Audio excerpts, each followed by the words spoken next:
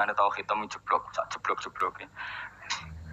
Misalnya rasa sejahtera, sare menteri sosial harusnya gini-gini. Ngono korupsi salah KPK, ngono ono ra keamanan salah polisi. Senengane nyalano wong. Gue sekali-kali nganggo tauhid. Nah ono adab iku mergo dosa yang sudah kelewat. Ya tapi kan gak mungkin ngomong bernegara gitu. Tapi atas nama iman bahasa kita seperti itu. Kalau atas nama bernegara emang kita butuh polisi, butuh tentara, butuh KPK. Tapi atas nama iman ya tadi. Kalau kita diberi sanksi Allah itu rata-rata dari bima qaddamat yadaka itu pasti ada salah yang pernah Anda lakukan. Bismillahirrahmanirrahim. Innahum sa'tamne wong akeh haula itu kesewete mengkono-mengkono wong kabeh bikori natima klan korene perkara badau kang sause iki.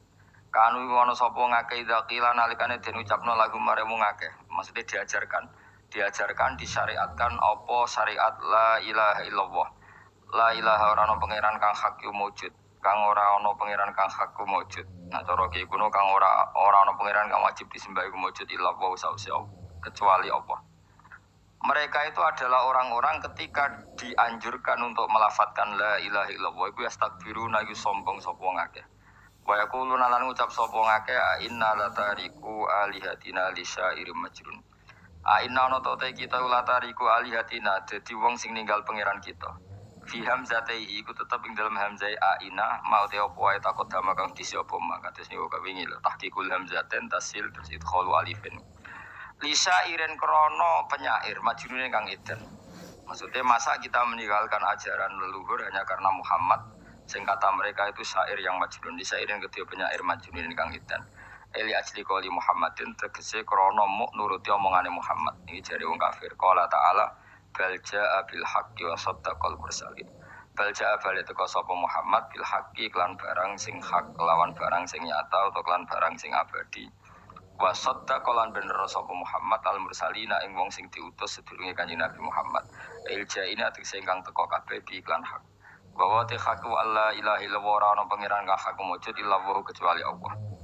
Innakum ladza ikul adzabil alim. Pun kula terangaken ya terus mulai napa wa qalu ya wailana hadza yaumuddin terus sekitar ini asyara bidzalika. Pun kula terangno kiamat ya soal kiamat itu seru usah ndelok. For kiamat itu doh seru ya serausan delok. Anjing ben kiamat itu semua orang dihisab, termasuk sampean-sampean bareng dihisab. Pertama sing dijaga jelas salat. Jadi kalau masalah ibadah mahdoh itu salat, nah masalah sosial itu asal tidak saling bunuh. Terus kalau terangkan ya, terus ngendikane Rasulullah sallallahu alaihi wasallam ngendikane la yazalul mar'u fi fushatin min dini malam yusib daman haroman. Lebaran malah ya. La yazalul mar'u fi fushatin min dini malam yusib daman haroman. Seseorang itu boleh serilek-rileknya dalam beragama asal dia tidak punya masa lalu mengalirkan darah yang terhormat. Kamane cara Jawa ora tau mateni wong, ora tau mateni wong, ora tau mateni wong mukmin utawa ora oleh mateni wong sing muahad atau mustaman. Ya ada aturannya lah. Jadi kalau sampean urip ora tau mateni wong iku wis cara beragama iku rileks karena fifus satin mintin. Nah tentu mateni itu ada banyak sebab, diantaranya fatwa yang ekstrim. Sehingga ulama dulu itu senang diguyon sampai keterusan saiki. Jadi kabeh wong alim khase sering guyon karena memang menghindari omongan penting. Kenapa? Karena sekali omongan penting ini kadang yu'addi ilal fatwa kita kotel. Takutnya fatwa itu ekstrim, kemudian saling saling bunuh. Sehingga masyhur itu ada pepatah bahwa statement ulama atau kolamul ulama, penanya ulama itu ahaddu minas sayf, lebih tajam ketimbang pedang, karena bisa menimbulkan macam-macam.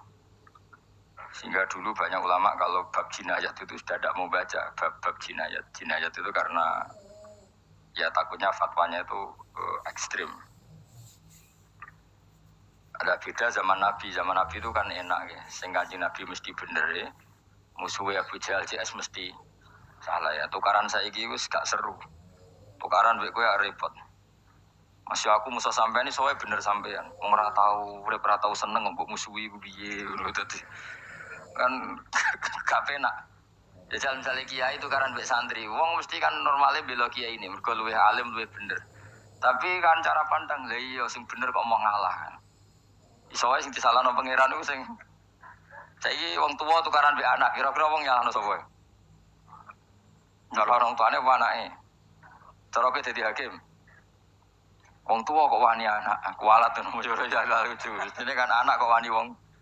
Tapi wong tuwa kok wani anak, wong tuwa model opo? Anak wani wong tuwa ya anak model opo? Ya model milenial model-model. Tapi potensinya itu sama-sama salah. Sehingga ulama itu mulai dulu itu menghindari ngendikan penting itu menghindari karena ya tadi takut fatwa itu.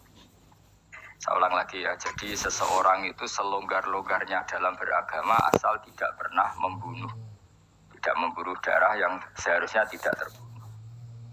Terus kalau masalah ibadah itu Allah ngambilnya sholat. Awwaluma yuhasabu bil mar'u napa? As-sholat. Pertama yang dihisab itu sholat. Jika sholatnya lolos, maka hisab yang lainnya napa? Ringan. Ya mpun ngoten. Terus ada hisab-hisab yang di kula waca mungkin sampean iso ngantisipasi hisab. Jadi la tazulu qadama Adam atau qadama ibni Adam yaumal qiyamah hatta yus'ala an arba'in. Pertama ditanyakan dari sifat mudanya, dihabiskan untuk apa, umurnya untuk apa, hartanya dari mana, setelah mendapat untuk apa. Terus wa an ilmihi madza amila bihi, terakhir setelah mendapat ilmu itu apa yang dia perbuat. Mulane ada orang tua ilmu itu tidak ditakoki wae pangeran ngrate apa takoki. Ilmu iso nglakoni, mboten gadah ilmu ya Gusti. Terus serepet sampeyan. Dunya mboten gadah dunya. Lewa apa ning dunya nggih ngentosi mati sing aman apa? Sebab itu orang fakir itu masuk surga lebih cepat timbang orang kaya kajak pinten 500 tahun ketakoki. Dia apa mboten gadah napa-napa. Iso ngaji mboten. Jadi gak perlu pertanggungjawaban mereka napa. Sekacau kan. Nah, sementing kalau terangno ngeten ya. Iki penting rungokno. Mahsyar iku maknane iku nggon giringan. Terus kiai kuno maknani bayangno nggon mahsyar iku maknane tempat dihalonya semua manusia. Terus mauqif itu tempat diberhentikan, napa? Tempat diberhentikan. Terus di situ Anda innahum mas'ulun, mereka semuanya ditanya, dihisab. Nggih rungono semuanya dihisab. Terus ngendikane Kanjeng Nabi, hasibu anfusakum qabla an tuhasabu. Menghisaplah diri kamu sekarang sebelum kalian semua dihisap. Sehingga potensi kita ini umat Islam utamanya yang tahu ngaji-ngaji ini, sampean semua dihisap ini kemungkinannya kecil. Karena ketika kowe ning donya sampean sedantene kan biasa wis donga robbana zulamna sana. Jadi ya Allah, saya ini benar-benar mendolimi diri kita sendiri. Karena tujuannya hisab itu taubah. Taubah itu mempermalukan mereka di depan umum. Seorang lagi ya, jadi semua hisab itu taubihan, mempermalukan mereka di depan umum bahwa mereka orang yang buruk. Sementara kamu di dunia sudah sering ngaku orang buruk. Selain ya wis rawong akeh, maksud ini kan cerita. Jadi kayak ngakuin apa Robbana zalamna anfusana. Sehingga ngendikane Kanjeng Nabi sebuti hasibu anfusakum qabla an tuhasabu. Menghisaplah diri kamu sendiri sebelum nanti kamu benar-benar dihisap. Sehingga umatnya Rasulullah itu kemungkinan kena hisab itu kecil sekali karena tadi sudah terbiasa menghisap dirinya sendiri. Apalagi kita, kata Rasulullah, saya dikasih hadiah yang para nabi sebelum saya enggak dikasih hadiah itu. Apa itu? 5 hal itu. Di antaranya apa? Kata Rasulullah, wa utitu khawatima suratil Baqarah. Saya dikasih terakhir-terakhirnya surat Baqarah. Di surat Baqarah itu umatnya Nabi dapat bonus dan ini luar biasa. Yaitu ayat Rabbana la tu'akhidna innasina waqtona. Ya Allah, jangan hisab kami, jangan beri sanksi kami, jangan azab kami kalau suatu saat kita lupa atau salah. KSP nak kowe urung salah padahal mesti salah. Rai-rai ini gak mesti salah. Wis gawe perjanjian mbek pangeran Gusti. Damel perjanjian dong ya apa? Setiap saat saya salah langsung sepuro. Mun mboten usah istighfar malih mun niki mun niku. Deal soalnya deal ini. Lah itu ngendikane Kanjeng Nabi senyum-senyum senenge ra karuan. Dan setiap itu dibaca oleh umatku, Allah sudah jawab qala na'am. Jadi Rabbana la tu'akhifna inna sina au akhtona. Terus qala Allah menjawab na'am. Terus Rabbana wala tahmil alaina isron kama hamaltahu alal ladzina min qablina. Nabi Muhammad jawab, Allah menjawab na'am. Sampai terakhir wa'fu anna, Allah jawab na'am. Kemudian para kiai itu punya kiat supaya umatnya itu hafal itu. Terus jadi bahan tahlil itu masalah ya. Faminhum ya faminhum. Sing tahlil ya ora paham, sing kritik ya ora paham. Alhamdulillah itu mesti padha-padha ra kena hisab. Mergo padha-padha ora napa paham. Dadi ora ono barokah kaya goblok wis barokah.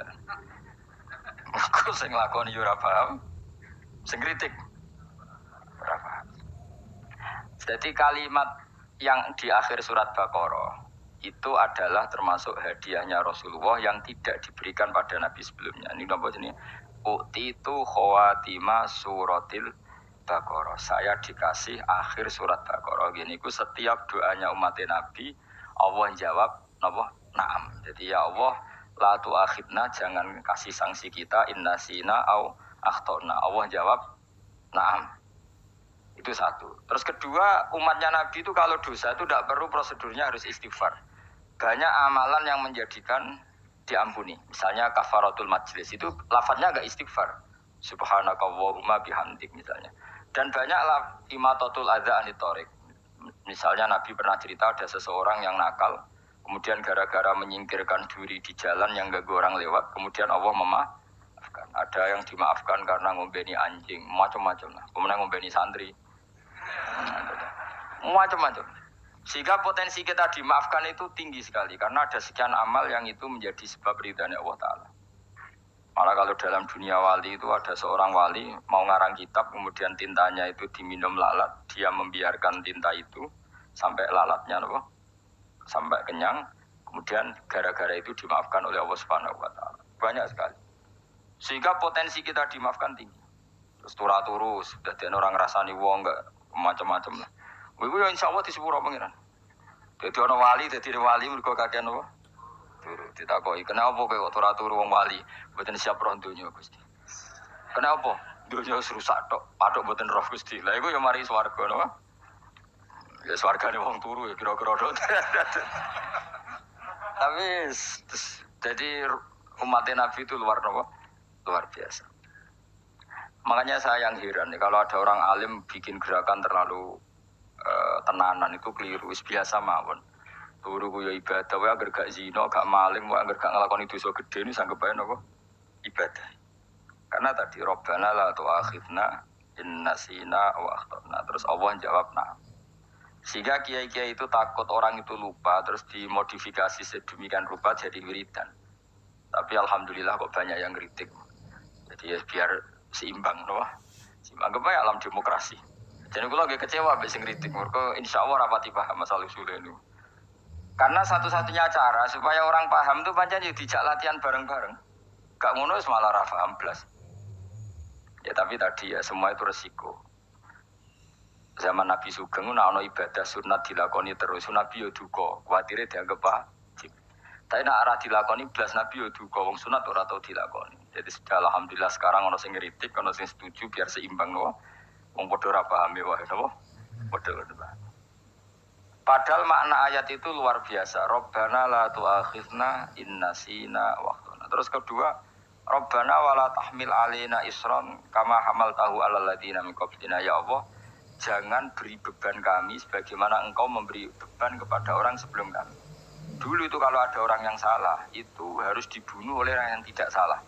Liyaqtulal bari'u minkum al-mujrimah. Supaya yang tidak salah membunuh yang salah. Sehingga ketika umatnya Nabi Musa menyembah anak sapi, ijel itu, apa kata Allah?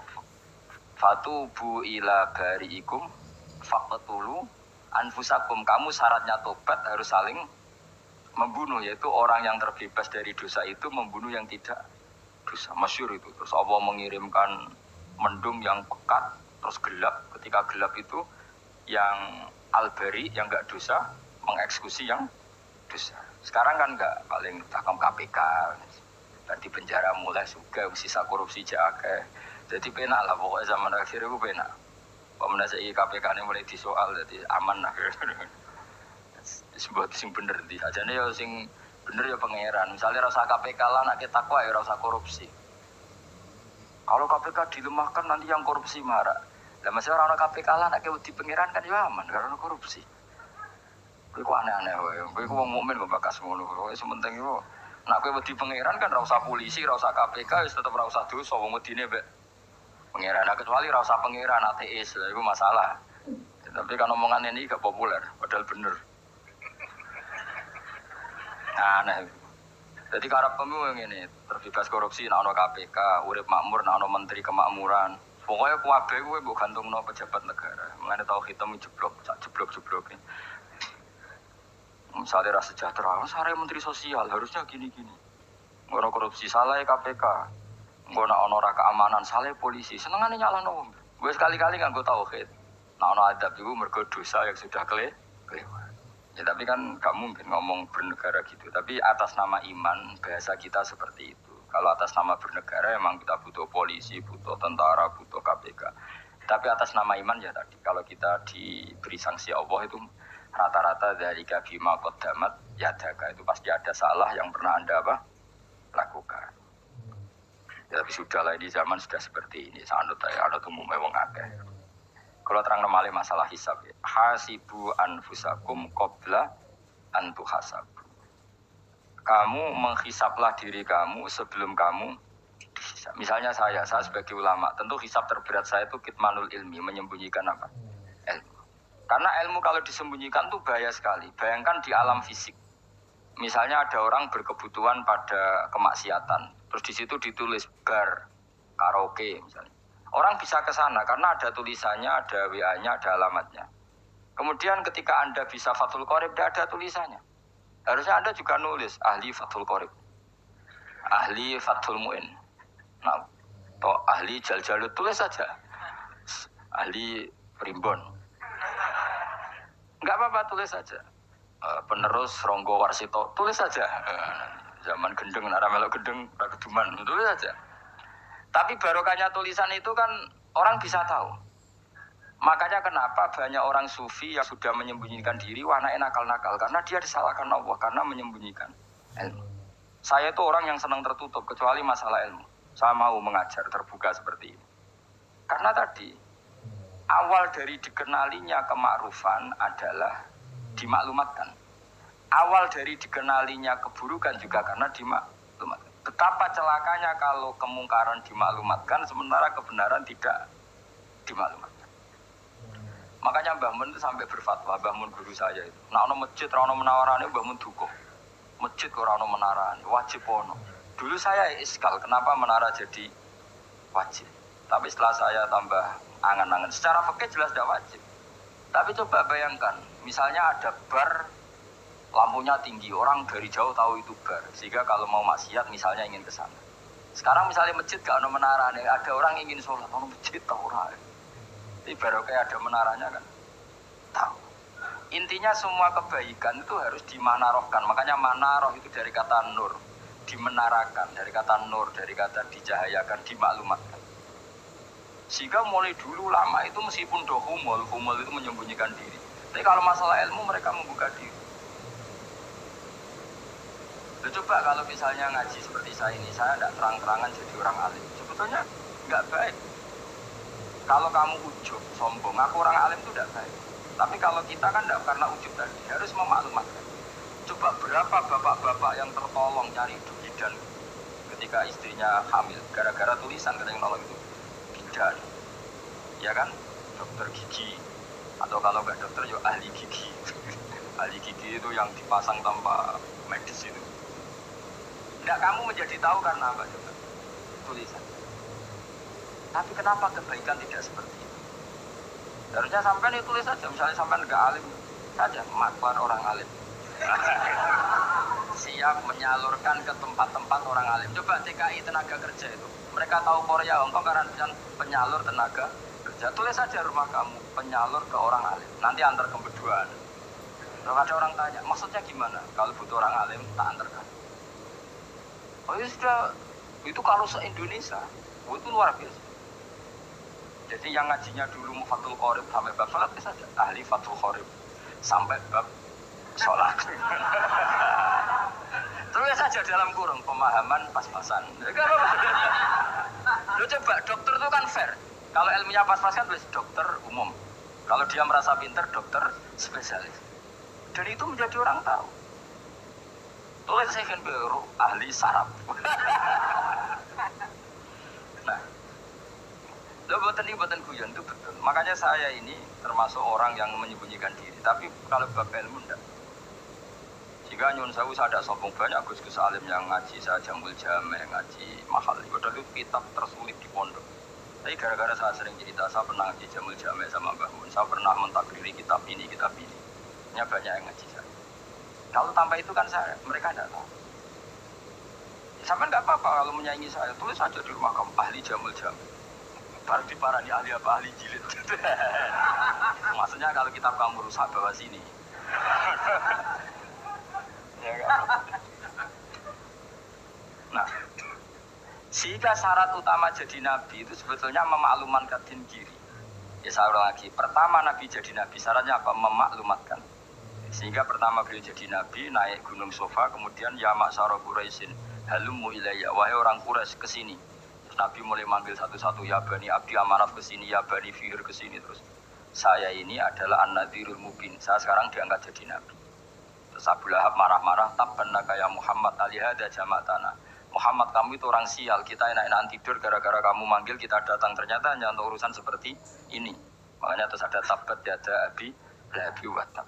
Tapi yang iman kemudian tanya, Muhammad kalau kamu setelah jadi nabi, misinya apa? Saya diutus Allah untuk kamu menyembah Allah, tidak boleh menyekutukan Allah. Dan Allah memerintahkan kamu afa itu meninggalkan zina, meninggalkan maling, gini-gini. Coba kalau nabi tidak memaklumatkan diri, jadi nabi seklunak-klunus, ketemu wong monggo nggih. Ada temu dia nggih. Sengerti nak nabi ku sapa? Sehingga orang-orang yang humul, yang menyembunyikan diri itu di bab ulama masalah besar itu. Karena ciri utama dosa adalah kitmanul ilm. Makanya Nabi sidik amanat tabligh fatona. Tabligh itu lawan katanya apa? Kitman. Makanya saya ngaji di mana-mana. Saya di Jakarta ngaji, di sini ngaji, di Pasuruan ngaji. Harus dimaklumatkan ilmu. Dan kalau ada orang tanya ya tak jawab. Saya itu kitab yang paling aneh di pesantren, misalnya yang mulai aneh lah. Kayak Jamul Jame. Saya sampai sekarang masih ngajar Jamul Jame. Kitab yang aneh. Macane lagi roh judulnya pusing. Jamul Jame. Kumpulannya piro-piro kumpulan. Jadi ilmu apa ayo ono ning kono. Sing gak ono ilmu dukun, mboten enten. Ilmu carane bodoni ora ono. Ning kono mau carane mlebu swarga tok. Mane potensi kula mlebu swarga itu tinggi sekali. Cara sing model piye duwe. Dadi mun. Jadi cara sing model piye duwe. Jadi cukup banyak nopo. Cara. Sampeyan nek cara sitok ora mesti kula nu gak ada cara. Dadi nek dari cara iki mentok ganti cara iki mentok. Ya terakhir paling gampang ku cara nganggo fadhole pangeran. Nah, iku kena mbok tiru. Pokoke mbok swarga nganggo fadhole pangeran. Masalah utama kita sebetulnya itu. Makanya saya tidak pati cocok sama orang sufi itu. Kebenaran itu harus dimaklumatkan. Sementara orang sufi itu ingin menyembunyikan diri. Itu kalau untuk yang alim itu tidak bagus. Wong kita saja tahu itu dokter atau bidan karena tulisan. Ini bidan, ini dokter. Dan mereka jujur, dokter umum, dokter spesialis. Udah coba misalnya di kota, kamu tulis saja penyalur kebaikan. Orang yang ingin mondok, pondok pilihannya ada, Sarang ada, Peloso, Lirboyo. Kalau saya ke sana gimana? Saya kenal busnya, anter. Keren, juga ada penyalur. Kalau orang bisa tersalurkan ke Korea, ke Korut, ke Jepang karena tulisan. Kenapa tidak banyak orang tersalur kebaikan karena tulisan? Gue orang mau kelunak orang jelas. Meskipun nanti ditawari orang, mesti dulu sih ahli takrib, cuma guyu. Ahli fathul qorib sampai bab sholat. Tulis saja jujur, maaf tapi hanya sampai bab sholat. Tulis saja, ada maafnya bareng, maaf. Tapi sampai bab sholat, nggak apa-apa. Paling untuk wong sowan, larian mau doa jenengan 2 tahun. Tapi ini bodohnya mau 3 bulan, mulai ngaji ini bab sholat. Enggak apa. Itu dulu memang begitu.